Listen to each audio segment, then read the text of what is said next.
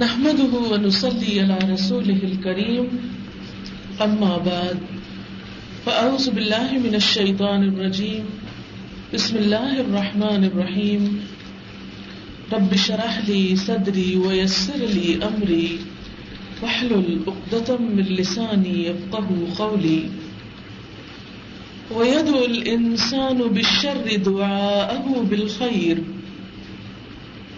وَكَانَ الْإِنسَانُ عَجُولًا وَجَعَلْنَا اللَّيْلَ وَالنَّهَارَ آيَتَيْنِ فَمَحَوْنَا آيَةَ اللَّيْلِ وَجَعَلْنَا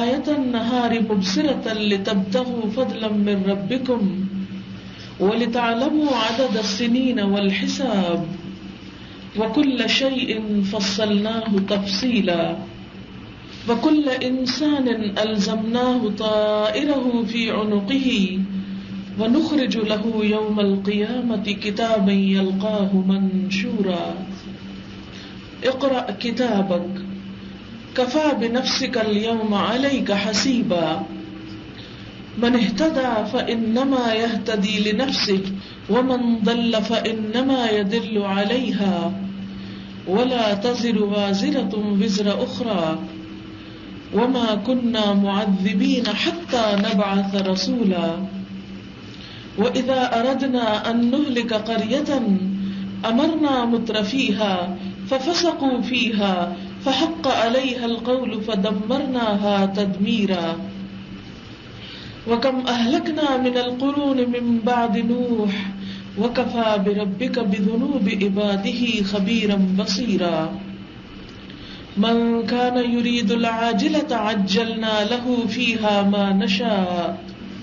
ما نشاء لمن نريد ثم جعلنا له جهنم يصلاها مذموما مدحورا ومن أراد الآخرة وسعى لها سعيها وهو مؤمن فأولئك كان سعيهم مشكورا كلا نمد هؤلاء وهؤلاء من عطاء ربك وما كان عطاء ربك محظورا انظر كيف فضلنا بعضهم على بعض وللآخرة أكبر درجات وأكبر تفضيلا. شروع کرتی ہوں اللہ کے نام سے جو بے انتہا مہربان نہایت رحم فرمانے والا ہے. ارشاد باری تعالیٰ ہے انسان شر اس طرح مانگتا ہے جس طرح خیر مانگنی چاہیے. انسان بڑا ہی جلد باز واقع ہوا ہے. دیکھو ہم نے رات اور دن کو دو نشانیاں بنایا ہے.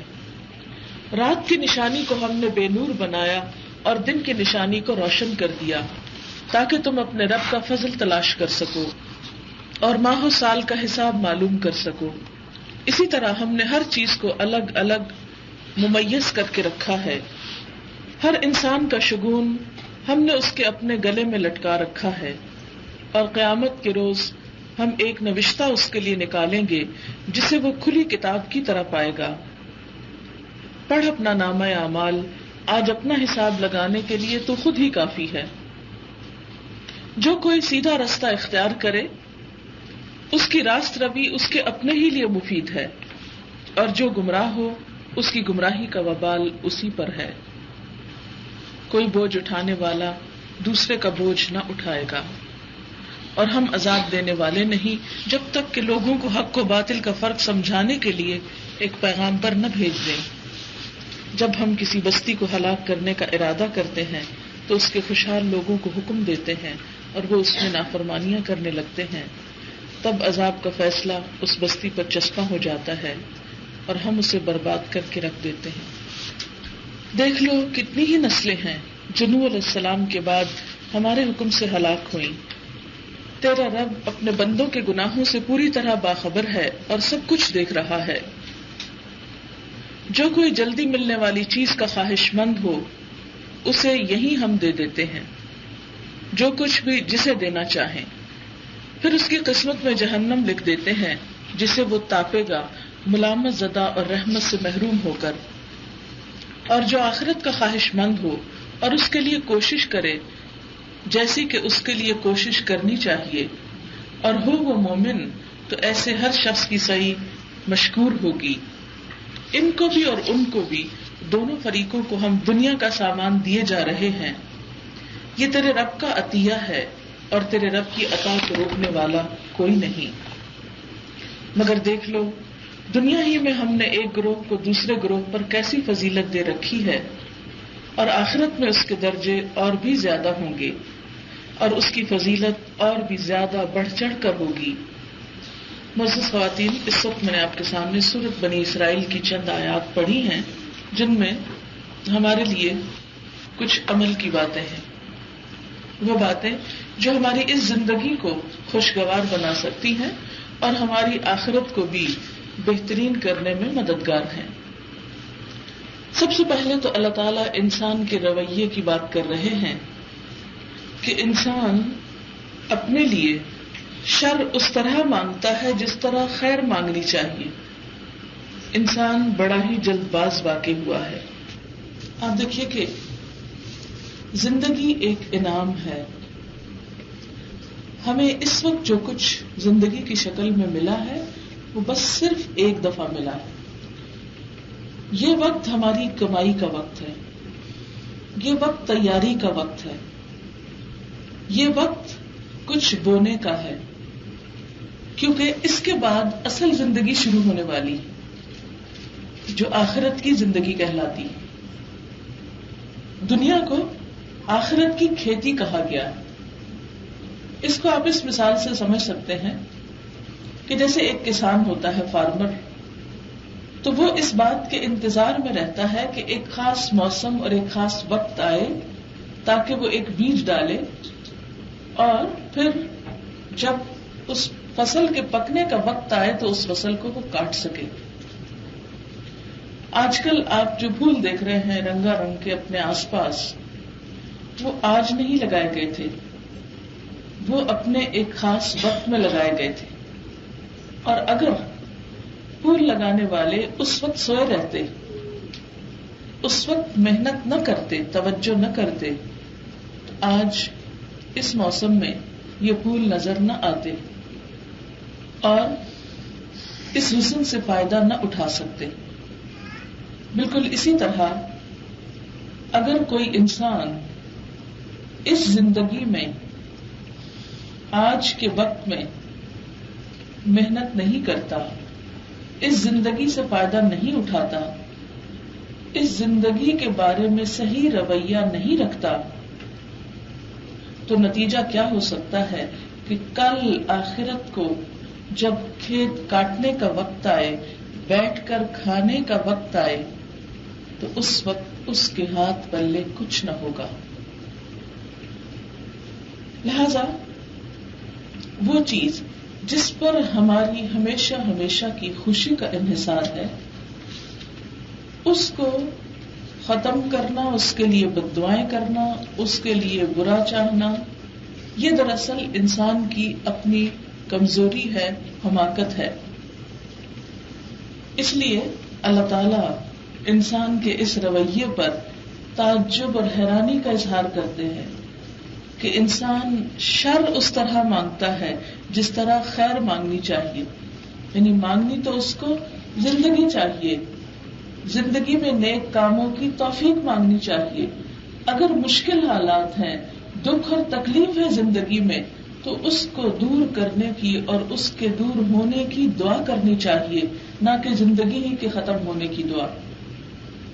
حالات کیسے بھی ہوں، دکھ تکلیف کیسی بھی ہو، دنیا سے کتنی بھی مایوسی ہو، اگر موت کا خیال آئے بھی تو انسان کو دعا یہ کرنی چاہیے، اللہم احینی ما کانت الحیات خیرا لی وتوفنی ما کانت الوفات خیرا لی. اے اللہ مجھے زندگی دے جب تک کہ زندگی میرے حق میں بہتر ہے، اور مجھے اس وقت موت دینا جب موت میرے حق میں بہتر ہو.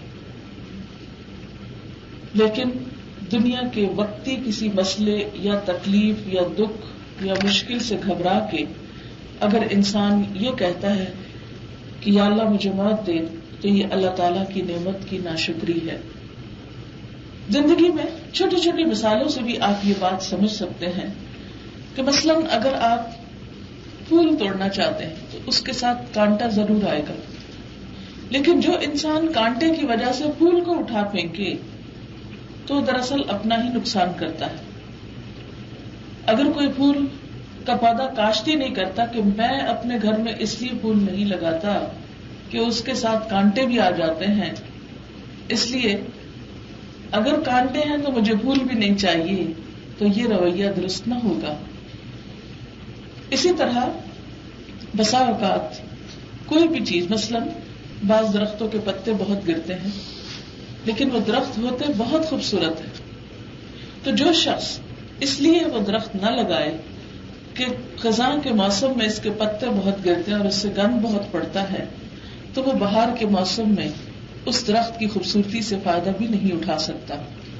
یہ اللہ تعالیٰ کا ایک قانون ہے کہ ہر اچھی چیز کے ساتھ ایک تکلیف دہ چیز بھی ہے اور ہر تکلیف دہ چیز کے ساتھ ایک اچھی چیز بھی ہے.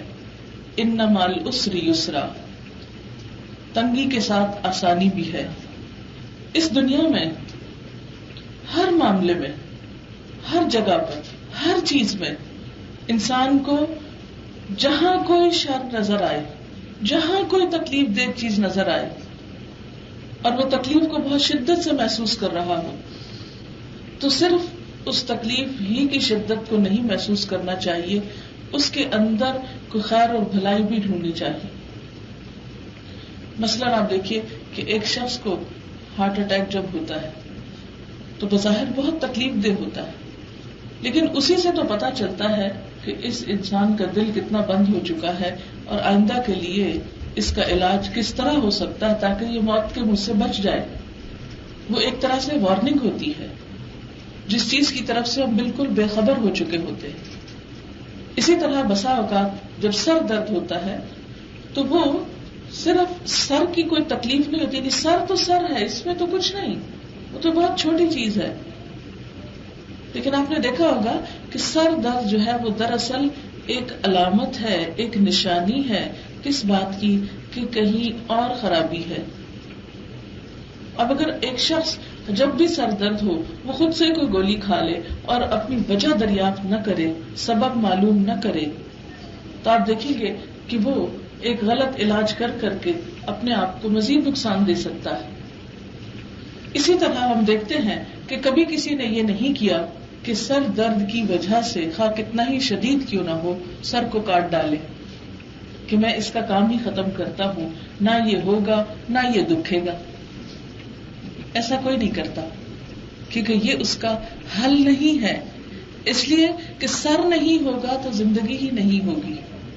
اسی طرح زندگی میں کسی بھی تکلیف سے گھبرا کر یہ کہنا کہ زندگی ختم کر لیں یا زندگی کے خاتمے کی دعائیں مانگیں یا اپنے کو بد دعا دیں یا بچوں کو بد دعا دیں، تو یہ رویہ ایک ہیلتھی رویہ نہیں ہے، یہ ایک بیمار رویہ ہے جس کی اصلاح ہونی چاہیے. پھر اللہ تعالیٰ مزید سمجھاتے ہیں وَجَعَلْنَا اللَّيْلَ وَالنَّهَارَ آیَتَيْنِ، ہم نے رات اور دن کو دو نشانیاں بنائے. فَمَحَوْنَا آیَةَ اللَّيْلِ وَجَعَلْنَا آیَةَ النَّهَارِ مُبْصِرَةً، رات کی نشانی کو ہم نے مٹا دیا یعنی اندھیری بنایا اور دن کو ہم نے روشن بنایا. لِتَبْتَغُوا فَضْلًا مِّن رَبِّكُمْ، تاکہ تم اپنے رب کا فضل تلاش کرو، وَلِتَعْلَمُوا عَدَدَ السِّنِينَ وَالْحِسَابَ، اور تاکہ تم سالوں کی گنتی اور حساب کتاب جان سکو. وَكُلَّ شَيْءٍ فَصَّلْنَاهُ تَفْصِيلًا، اور ہر چیز کو ہم نے الگ الگ تفصیل سے بیان کیا. اب یہاں پر اللہ تعالیٰ زندگی میں آنے والے مختلف اوقات کو رات اور دن کی مثال سے سمجھاتے ہیں کہ جیسے 24 گھنٹے کے اندر ہر روز انسان رات اور دن دیکھتا ہے، اسی طرح ہر انسان کی زندگی میں رات اور دن دونوں ہوتے ہیں. جہاں انسان کی زندگی میں خوشیاں ہوتی ہیں وہاں غم بھی ہوتے ہیں. لیکن عام طور پر ہم کیا کرتے ہیں کہ صرف دن کی تلاش میں رہتے ہیں، صرف روشنی چاہتے ہیں، صرف خوشی چاہتے ہیں، صرف بھلائی چاہتے ہیں اور دوسری چیز کو فیس نہیں کرنا چاہتے. رات اگرچہ اندھیری ہوتی ہے لیکن اس کے اپنے فائدے ہیں. خواہ کم ہی ہے لیکن اگر رات نہ ہو دن کی قدر ہو ہی نہیں سکتی. رات نہ ہو ہم سو ہی نہیں سکتے اس طرح جس طرح ہم رات کو سوتے ہیں. یعنی دن کو وہ نیند پوری نہیں ہو سکتی. دن کی نیند میں وہ سکون نہیں ملتا جو سکون انسان کو رات کی نیند میں ملتا ہے. یعنی رات اگرچہ اپنے اندر ایک خوف رکھتی ہے, ہراس رکھتی ہے, ایک ڈپریشن ہوتا ہے, انسان کو اندھیرا اچھا نہیں لگتا, بچے ہوں یا بڑے سب کو اندھیروں سے ڈر لگتا ہے. لیکن آپ دیکھیے کہ یہ اندھیرا بھی اللہ تعالیٰ کی طرف سے انسان کے لیے باعث رحمت ہے. جو سکون انسان کو اس اندھیرے میں ملتا ہے وہ انسان کو دن کی روشنی میں نہیں ملتا. یہی بات ہم سب کو سمجھائی جا رہی ہے کہ زندگی کے اندر اگر صرف خوشیاں ہوں اور انسان ہر وقت صرف خوشیاں ہی خوشیاں دیکھتا رہے تو تھک جائے. جس طرح دن کی دھوپ سے اگر وہ مسلسل ہو تو تھک جاتا ہے. اب دیکھیے کہ مسلسل اگر آپ روشنی دیکھتے رہیں تو آپ کی نگاہیں بھی تھک جائیں گی, آپ کا دماغ بھی تھک جائے گا, آپ کا سارا جسم تھک جائے گا. آپ اس سے زیادہ اس کو لے نہیں سکتے, برداشت نہیں کر سکتے. پھر خود بخود انسان کس طرف انکلائنڈ ہوتا ہے کہ اب شام ہو جائے, شام کا انتظار شروع ہو جاتا ہے. شام آتی ہے پھر انسان اس میں ایک طرح سے ریلیکس کرتا ہے, پھر اگلے دن کے لیے تیار ہوتا ہے. یعنی رات کے وقت انسان یا نیند کے وقت انسان کس قدر ان ایکٹیو ہوتا ہے, اس میں انسان کو بظاہر کوئی گین نظر نہیں آتا. جب آنکھیں بھی بند, کان بھی بند, سب کچھ, اور آپ ہاتھ پاؤں توڑ کے لیٹ جاتے ہیں تو آپ پروڈکٹیو نہیں رہتے, آپ کچھ نہیں کرتے. نہ آپ لکھ سکتے ہیں, نہ آپ کھانا پکا سکتے ہیں, نہ آپ صفائی کر سکتے ہیں, نہ آپ گھر سے باہر نکل سکتے ہیں, نہ کچھ خرید سکتے ہیں, نہ بیچ سکتے ہیں, نہ آپ کوئی پیسے کما سکتے, کچھ بھی نہیں کر سکتے.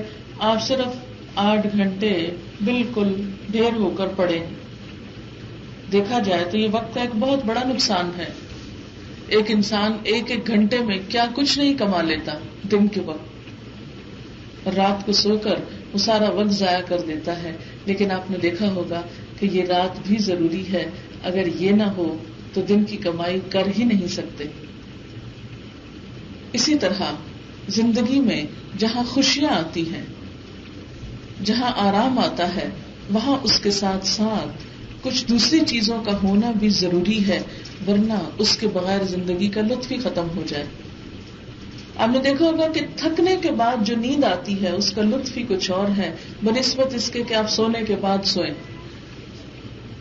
آرام پر آرام میں وہ مزہ نہیں جو تھکنے کے بعد آرام میں مزہ ہے.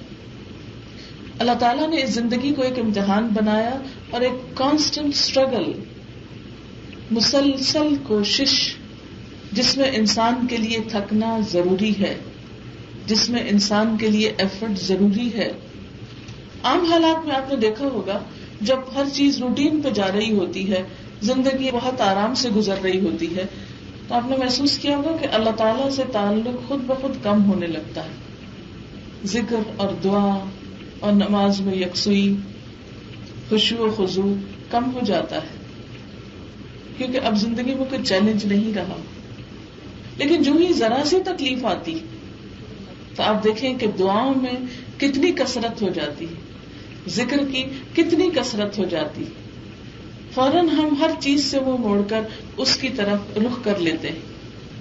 اس کا یہ مطلب نہیں کہ انسان کو دکھ تکلیف مانگنی چاہیے, اس کا مطلب یہ ہے کہ دکھ اور تکلیف زندگی کا وہ حصہ ہے کہ جو ناگزیر ہے, جس نے ہونا ہی ہونا ہے. وہ رات کی طرح ان 24 گھنٹوں کا ایک حصہ ہے. یعنی اگر آپ اپنی ساری زندگی کو 24 آورز سمجھیں تو ہر انسان کی 24 آورز کی زندگی میں کچھ حصہ رات ہے, ڈارکنس ہے. یہ ایک پکا قانون ہے جس سے آپ ادھر ادھر ہو نہیں سکتے. اسی طرح ہر انسان کی زندگی میں آزمائش اور تکلیف اور دکھ اور پریشانی موجود ہے. ایک مومن, ایک مسلمان غم اور دکھ میں ڈپریشن سے کیوں بچ جاتا ہے؟ کیونکہ اس کو پتا ہے کہ دن کے بعد رات آتی ہے، اور اسے یہ بھی پتا ہے کہ رات بھی ہمیشہ نہیں رہتی، ہر رات کی سویر ہے، ہر اندھیرے کے بعد روشنی ہے. ان مع العسر یسرا، عسر کے ساتھ ہی یسر ہے، تنگی کے ساتھ آسانی ہے. اس طرح وہ دکھ کے وقت کو، اندھیرے کے وقت کو، غم کے وقت کو بہت اچھی طرح فیس کرتا ہے، بہت اچھی طرح گزار دیتا ہے، بہت عمدہ طریقے سے. اور وہ اس کا ایک ٹیسٹ بھی ہوتا ہے، ایک امتحان بھی ہوتا ہے کہ اب انسان کیا کرے گا. ہمارا دین صرف نماز پڑھنے کا نام نہیں ہے، صرف روزے رکھنے کا نام نہیں ہے، صرف چیریٹی دینے کا نام نہیں ہے، صرف چند ریچولز کا مجموعہ نہیں ہے.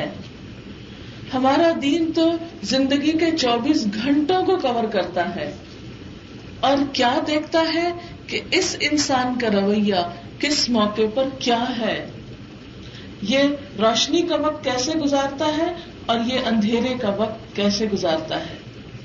دونوں ہی امتحان ہیں. وَنَبْلُوكُمْ بِالشَّرِّ وَالْخَيْرِ فِتْنَةً، شر اور خیر، برے بھلے دونوں کے ساتھ ہم تم کو آزماتے ہیں. اچھے حالات بھی امتحان اور تکلیف دہ حالات بھی امتحان. ہر جوانی کے لیے بڑھاپا ہے جس سے کوئی بھی بھاگ نہیں سکتا. ہر زندگی کے ساتھ موت ہے. ہر چیز اپنے اپوزٹ کے ساتھ پہچانی جاتی ہے. پہلے شر اور خیر کی بات ہوئی، ایک دوسرے کا اپوزٹ، پھر رات اور دن کی بات ہوئی. شر پہلے ہے، یہاں رات پہلے ہے، خیر بعد میں ہے، پھر نہار بعد میں ہے. پھر اللہ تعالیٰ فرماتے ہیں کہ ہم نے دن کو روشن نشانی بنایا تاکہ تم اس میں بھی اپنے رب کا فضل تلاش کرو. اس سے کیا پتہ چلتا ہے کہ جب حالات اچھے ہوں، اچھے حالات سے مراد کیا ہے کہ انسان کے پاس پیٹ بھر کے کھانا ہو، انسان کے پاس صحت ہو، فراغت ہو. ان حالات میں انسان کچھ کرے. لِتَبْتَغُوا فَضْلًا مِّن رَبِّكُمْ، اپنے رب کا فضل تلاش کرو، محنت کرو، کوشش کرو. کیونکہ عام طور پر کیا ہوتا ہے کہ فراغت کو، زندگی کو، صحت کو معمولی نعمتیں سمجھ کر گنوا دیا جاتا ہے. جب ہمارے پاس جوانی ہوتی تو ہم یہ سمجھتے کہ ہم ہمیشہ ایسے ہی رہیں گے. صحت ہوتی تو ہم سمجھتے ہیں ہم ہمیشہ ہی ایسے رہیں گے. زندگی ہوتی ہے تو ہم سمجھتے ہیں کہ ہم ہمیشہ ہی زندہ رہیں گے. لیکن یاد رکھیں یہ وہ نعمتیں ہیں جو بہت جلد ختم ہو جانے والی ہیں. عقل مند انسان اس کو بتایا گیا کہ جو اپنی زندگی میں موت کو یاد رکھے، اپنی جوانی میں بڑھاپے کو یاد رکھے، اپنی صحت میں بیماری کو یاد رکھے، اور ان تمام چیزوں کے، نعمتوں کے ختم ہونے سے پہلے پہلے اپنے لیے کچھ عمل کر لے، کچھ کام کر لے. جس شخص کے پاس یہ چیزیں موجود ہوں، یعنی صحت ہو، مال ہو، جوانی ہو، فراغت ہو، وہ دنیا کا خوش قسمت ترین انسان ہے.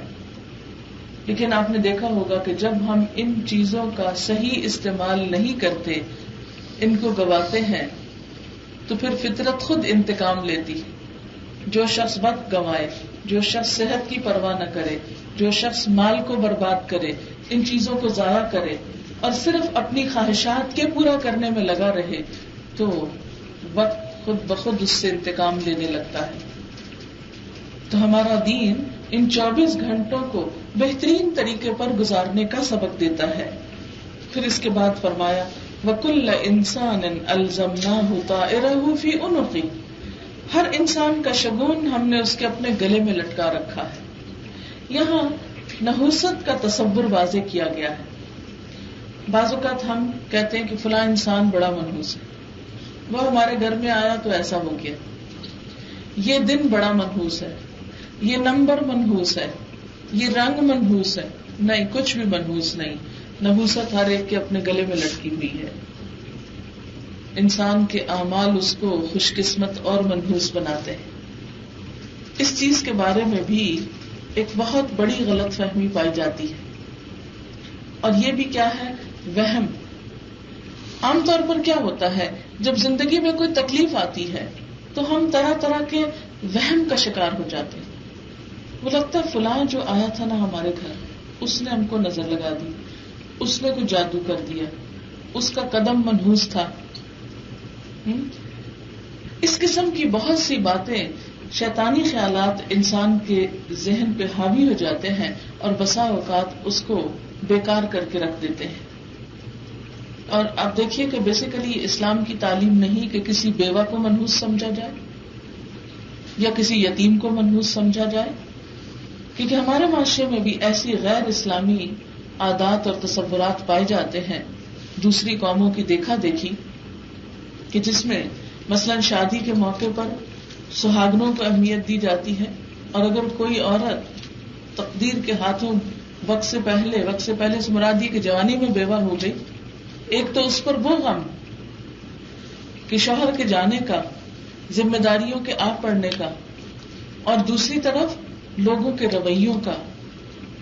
مسلمان معاشرے میں یہ رویہ نہیں ہونا چاہیے. مسلمان معاشرے میں تو ایک بیوہ عورت کے لیے بھاگ دوڑ کرنا, اس کا خیال رکھنا, اس کی ضروریات کو پورا کرنا انسان کے درجات کی بلندی کا سبب ہے. نبی صلی اللہ علیہ وسلم نے خاص طور پر یتیم اور بیوہ کا خیال رکھنے کو کہا اور فرمایا کہ جو ان کا خیال رکھے گا قیامت کے دن میرے ساتھ ہوگا. اور آپ نے اپنی 2 انگلیاں اٹھا کر دکھایا اور اس میں تھوڑا سا فاصلہ تھا, یعنی وہ حضور صلی اللہ علیہ وسلم کے قریب ترین لوگوں میں سے ہوگا جو ان کا خیال رکھے, ان کی دل جوئی کرے, ان کی ضروریات پوری کرے. یہ ہم نے کہاں سے جانا اور کہاں سے سیکھا کہ ان کو منحوس سمجھ کر ان کو اپنی خوشی غم کے موقعوں پر قریب ہی نہ آنے دیا جائے. تو یہ کہ کوئی انسان منحوس ہے یا نمبر منحوس ہے یا کوئی جگہ منحوس ہے, فرمایا کہ ہر انسان کا شگون ہم نے اس کے اپنے گلے میں لٹکا رکھا ہے.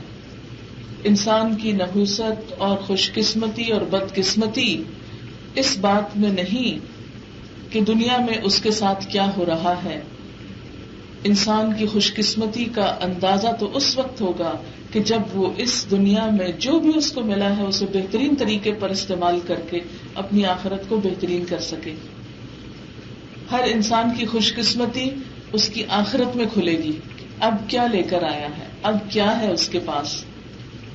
وَنُخْرِجُ لَهُ يَوْمَ الْقِيَامَةِ كِتَابًا يَلْقَاهُ مَنْشُورًا, اور ہم قیامت کے روز ایک تحریر اس کے لیے نکالیں گے, کتاب اس کے لیے نکالیں گے جسے وہ پھیلا ہوا پائے گا. اور یہ کتاب کون سی ہوگی؟ انسان کے نامہ اعمال کی, یعنی اس کی خوش قسمتی اور بد قسمتی کا سرٹیفکیٹ تو قیامت کے دن اس کے ہاتھ میں تھمایا جائے گا. اور وہ سرٹیفکیٹ دراصل کیا ہوگا؟ اس کا اپنا ہی نامہ اعمال ہوگا جو اس کو دے دیا جائے گا. اس کی بنا پر فیصلہ ہوگا کہ کون خوش قسمت ہے اور کون بد قسمت ہے. دنیا میں کسی نعمت کا مل جانا اور کسی چیز کا چلا جانا یہ تو دونوں ہی امتحان ہیں, لیکن خوش قسمت وہ ہے جو اس زندگی میں اس وقت کا صحیح استعمال کر لے. قیامت کے دن انسان سے کہا جائے گا اقرأ کتابک, اپنی کتاب پڑھو, اپنی ڈائری پڑھو, جو کچھ تم نے روز کیا وہ آج لکھا ہوا موجود ہے, اسے پڑھ کے دیکھو کیا لکھ کے لائے. اچھا آپ نے دیکھا ہوگا کہ بسا اوقات اگر ہم اپنے پچھلے 10 سال پہلے کے مثلاً کوئی بات کوئی چیز لکھی ہوئی پڑھیں تو بسا اوقات ہم کہتے ہیں کتنے بیوقوف تھے, یہ سوچتے تھے. دنیا میں ہی وقت گزرنے کے ساتھ ساتھ ہمیں احساس ہونے لگتا ہے ماضی میں ہم نے بہت سی حماقتوں کا ارتکاب کیا ہے. تو ذرا تصور تو کرے اس دن کا کہ جب قیامت کے دن انسان کی کتاب اس کے ہاتھ میں دے دی جائے گی اور اسے کہا جائے گا اقرأ, پڑھو کتابک, اپنی کتاب, اپنی کتاب خود پڑھو.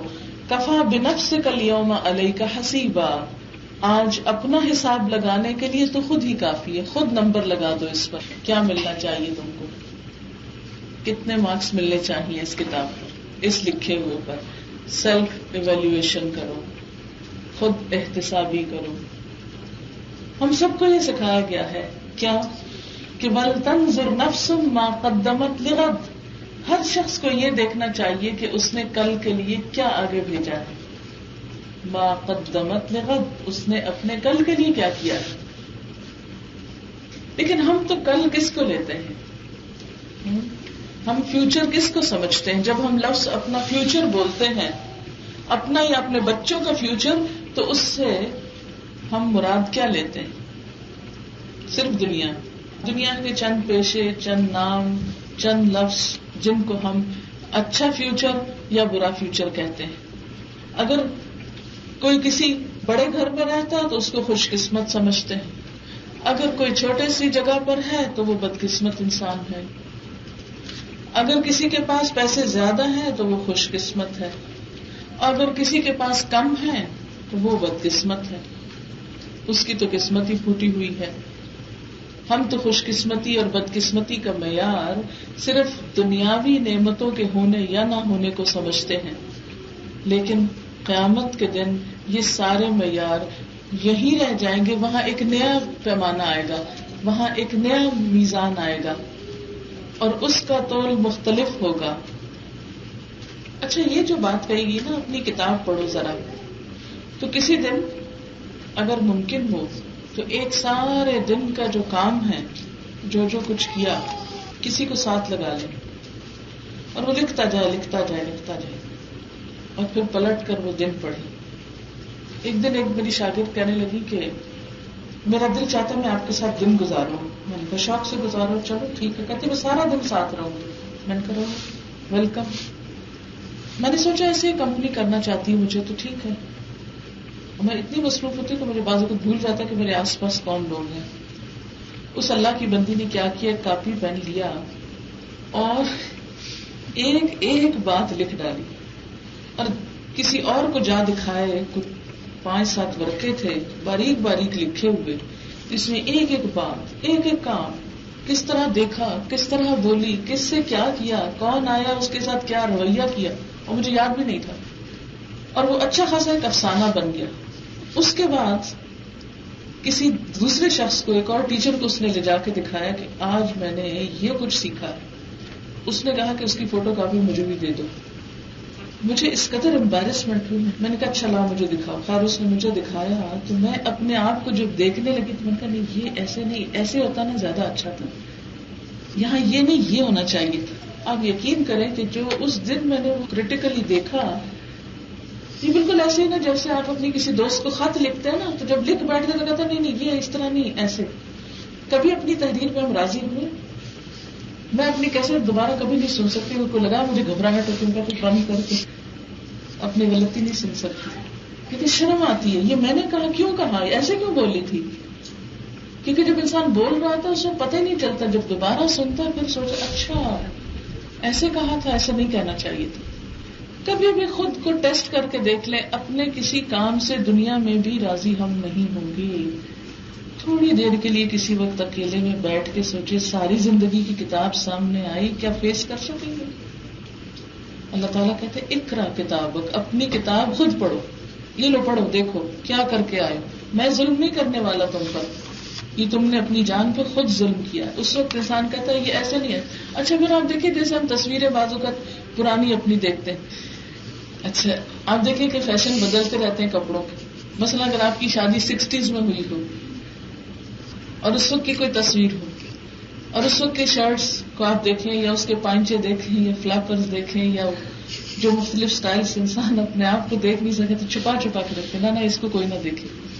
یہ بالکل پینڈو لگ رہے ہیں یہاں. حالانکہ اس وقت اپنے آپ کو بہت تصویر کے چاہتے ہو تو ہر انسان اپنے آپ کو سیدھا کر لیتا ہے نا، ذرا ٹھیک ہو جاتا ہے. وہ بہت کانشیس ہو کے کھنچواتے ہیں. اور اگر کہیں عام طور پر بھی اگر کوئی چیز ہو تو ہم پھاڑ دیتے ہیں، یہ نہیں، یہ کوئی نہ دیکھے. ہائے میں ایسے بیٹھی تھی، ایسے کھڑی تھی.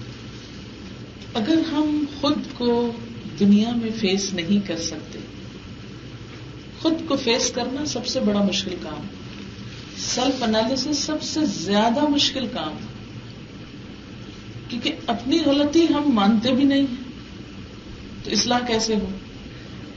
لیکن ایسا تو ہونا ہے، یہ سب تو ہوگا. اور جب ہونا ہے تو پھر تیاری کرنی پڑے گی. پھر ابھی سے ہی پچھلے ورقوں کو پلٹ کے دیکھ لیں کہاں کہاں کیا مٹانے والا ہے، ان چیزوں کو یہیں مٹا دیں تاکہ وہ کل نہ سامنے آئے. وہاں جا کے مٹا نہیں سکتے آپ، نو چینج. جیسے ایک پرچہ جب آپ دے دیتے ہیں تو اس کے بعد اگر آپ باہر جا کے کمرہ امتحان کے کوئی اچھی سی بات یاد آئے تو آپ کہتے ہیں اگر میں یہ لکھتا تو بہت اچھے پوائنٹس مجھے مل جاتے ہیں. واپس آتے ہیں اور آپ ٹیچر سے کہتے ہیں کہ مجھے 1 منٹ کے لیے صرف پرچہ دے دو, میں 1 پوائنٹ صرف ایڈ کرنا چاہتا ہوں. کوئی نہیں ایڈ کرنے دیتا. پھر آپ ریگریٹ کرتے اوہ میں کیوں بھولا, خود کو کھاتے رہتے.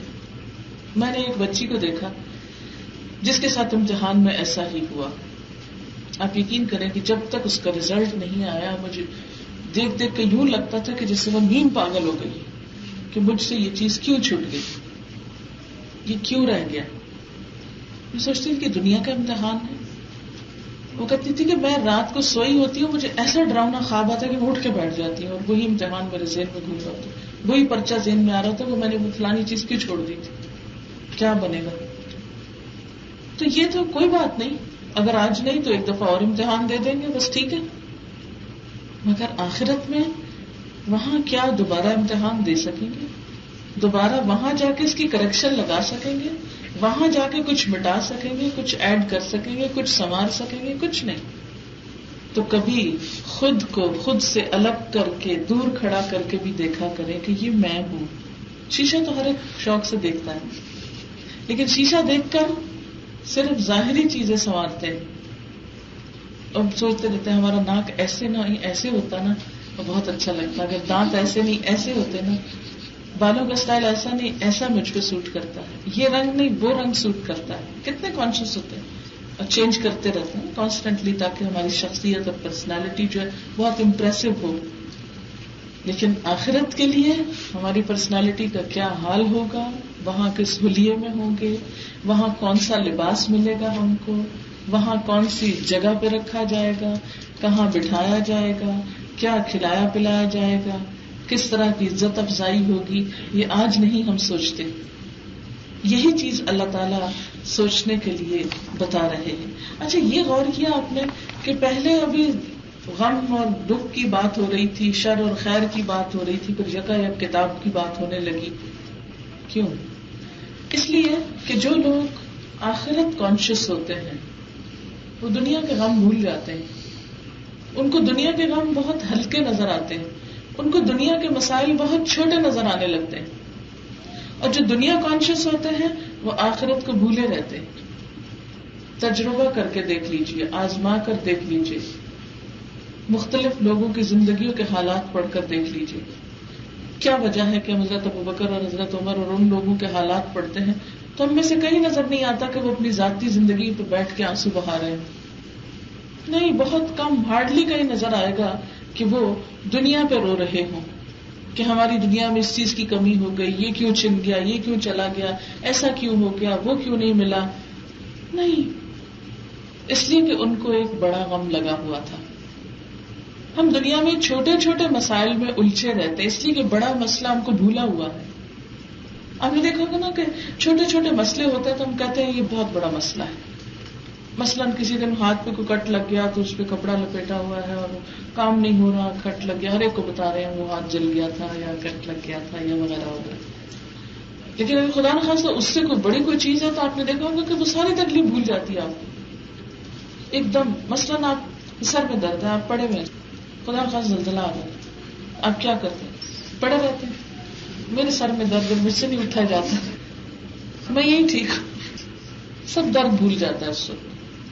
یہ انسان کی فطرت ہے. جب بڑی فکر لگتی ہے تو چھوٹی فکریں بھول جاتی ہیں, یاد ہی نہیں رہتا کہ یہ بھی کوئی چیز ہے کرنے کی, یہ بھی غم بنانے کا کوئی ہے. ہم چونکہ آخرت کو بھولے ہوئے, وہ بڑا مسئلہ ہمارے سامنے نہیں, وہ غم اور دکھ کی کیفیات اور وہ عذاب کی جو قسمیں اللہ تعالیٰ قرآن پاک میں بتاتے ہیں وہ ہماری آنکھوں سے اوجھل ہیں, ان پہ پردہ ہے. اس لیے اس پردے کے ادھر جو کچھ ہے وہی سب سے بڑا غم, وہی سب سے بڑا مسئلہ ہے. کیوں آخر ایک مومن کو کہا گیا کہ تمہاری زندگی میں آخرت پر ایمان ضروری ہے؟ ورنہ یہ بھی تو ہو سکتا تھا نا اللہ تعالیٰ ہم سے اس کا تقاضا نہ کرتے اور بس صرف یہ کہتے اچھا اچھے کام کرتے رہو, پر دیکھتے کہ ہم میں سے کون کرتا ہے. تو ہمارے سامنے ایک ٹارگٹ رکھ دیا گیا ہے, ایک گول رکھ دیا گیا, ایک منزل رکھ دی گئی, ایک ڈیسٹینیشن رکھ دیا گیا. یہاں آنا ہے تم کو, یہ گھر ہے تمہارا, یہ فیوچر ہے تمہارا، اس کو سنوارو، اس تک پہنچو. تو کیا ہوتا ہے کہ جو اس وقت ہمارے ہاتھ میں ہے اس کو ہم جلدی جلدی جیسا بھی ہو اس کو کر لیتے ہیں، لیکن اس کو نہیں خراب ہونے دیتے.